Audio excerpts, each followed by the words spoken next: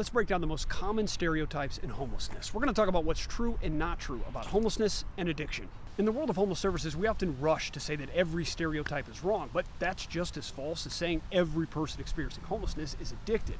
Both are universal claims, and universal claims almost always miss the truth. We need to define the word homeless, and the reality in America is this: 70 to 80% of anyone who experiences homelessness here is what we call transitionally homeless. These are folks that lose their housing because of some kind of financial crisis. They usually stay with friends or family, and then they bounce back. Drugs and alcohol are almost never the driver here. So what about that 20 to 30%?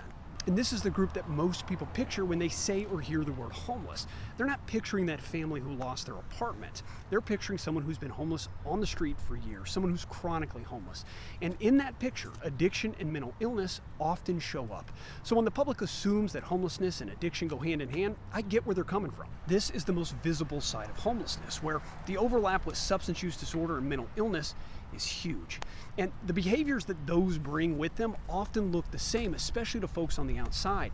That's why the stereotype sticks, not because it's universally true, but because the part of homelessness people see the most is often the part where it shows up the loudest. Thanks for watching.